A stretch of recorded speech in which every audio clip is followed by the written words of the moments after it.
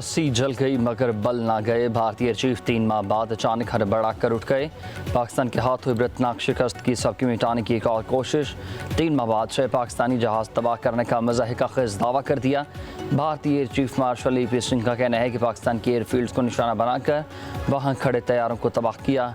भारतीय चीफ के 3 माह बाद अचानक दावा कर देना भारतीय एयरफोर्स की अहलियत पर सवाल उठाने लग गया।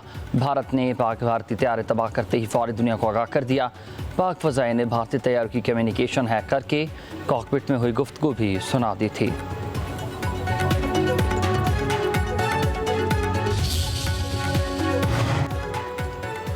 ख्वाजा आसिफ ने भारतीय चीफ के दावों को गैर हकीकी और मज़ाहिया करार दे दिया।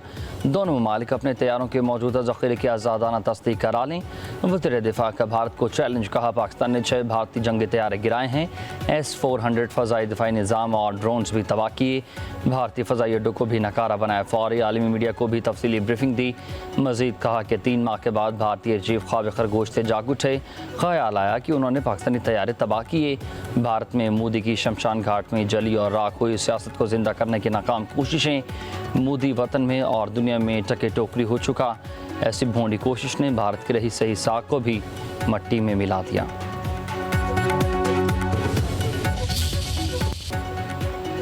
सदर ट्रंप ने मोदी सरकार को जूते की नोक पर रख लिया है। तजारती तनाज़े हल भी हो गया तो फिर भी भारत और अमेरिका में ताल्लुकात सर्द मोहरी का शिकार ही रहेंगे।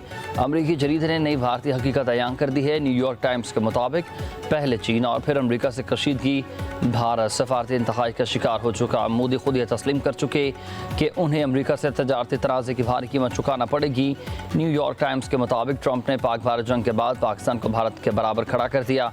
ट्रंप ने जंगबंदी का ऐलान किया तो पाकिस्तान ने उसका खैर मकदम किया। दूसरी तरफ भारत ट्रंप के दावे की तरदीद ही करता रहा। अमरीकी अखबार के मुताबिक भारत की कमजोरियां आलमी सतह पर नुमायां हो रही हैं।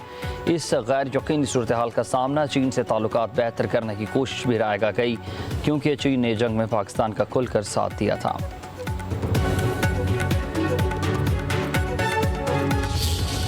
एक दो गुमराह लोग पूरा बलूचिस्तान नहीं, अमन के लिए किसी से भी बातचीत का हामी हों। वज़ीर आला बलूचिस्तान सरफराज बुगटी की प्रेस कॉन्फ्रेंस, कहा कि किसी भी बलोच ने किसी मुसाफिर पर गोली नहीं चलाई।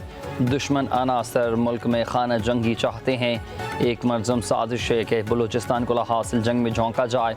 तमाम साजिशें नाकाम होंगी। कहा कि रियासत के खिलाफ बंदूक उठाने वालों से बातचीत नहीं हो सकती। सिक्योरिटी फोर्सेस ने दहशत गर्दों की दरअंदाजी की कोशिश नाकाम बनाई।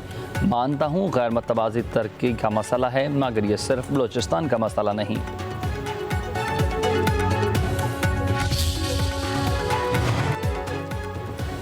9 मई जलाओ गिराव के मज़ीद 2 मुकदमात का फैसला महफूज 11 अगस्त को सुनाया जाएगा। थाना शादमान नज़र आतिश और जिना हाउस के करीब पुलिस गाड़ी को आग लगाने के मुकदमात की कोट लखपत जेल लाहौर में समात। इंसदाती दहशतगर्दी अदालत के जज मंजर लेगुल ने समात की।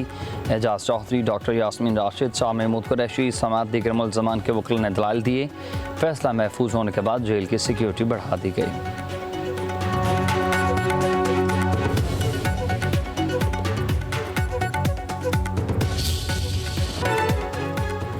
लाहौर में मूसलाधार बारिश, सड़कों पर पानी जमा, ट्रैफिक की रवानी मुतासर।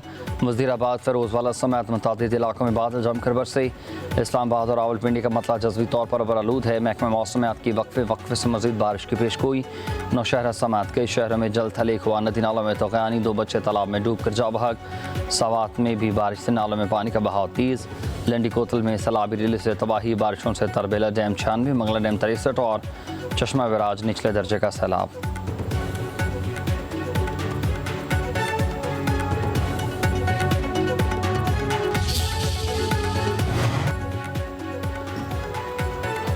गंदम की काश्त से पहले हुकूमत पंजाब मुतहरिक है। वज़ीर आला मरीम नवाज़ ने काश्तकारों की मावनत पैदावारी में इजाफे के लिए प्लान तलब कर लिया है। इजलास में गंदम की काश्त से पहले 100 अरब रुपए की बिलासूद कर्ज देने की तजवीज़ पर इत्तफाक।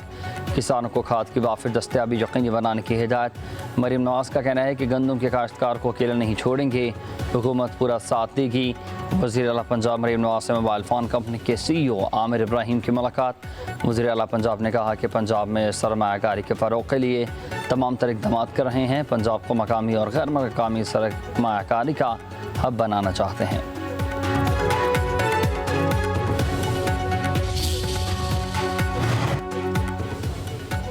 हुकूमत और रियासत की सतह पर आवाम से धोखाधड़ी की जा रही है। पाकिस्तान में कोई आवाज़ ऐसी नहीं जो अवामी मसाइल पर बात कर सके। अमीर जमात इस्लामी हाफिज़ नईमुर रहमान कहते हैं कि चीनी पहले एक्सपोर्ट की गई, अब इम्पोर्ट की जा रही है। बढ़ती कीमतों का जिम्मेदार है कौन? कराची में हमारा मेयर ना होने के बावजूद हम पीछे नहीं हटे, जिम्मेदारियों को निभा रहे हैं। बिजली की कीमतों में कमी का फ़ायदा आवाम तक क्यों नहीं पहुँच रहा?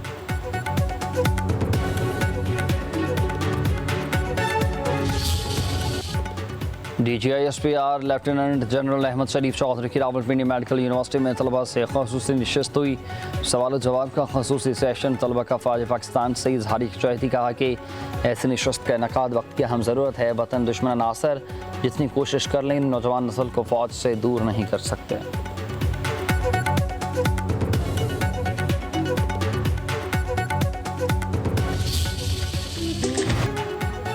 जश्न आज़ादी की तैयारियों में मज़ीद तेज़ी। कौमी परचमों झंडियों के ख़ुसूसी स्टॉल्स शहरी यौम आज़ादी मनाने के लिए पुरजोश। गली मोहल्लों और घरों को खूबसूरती से सजाया गया।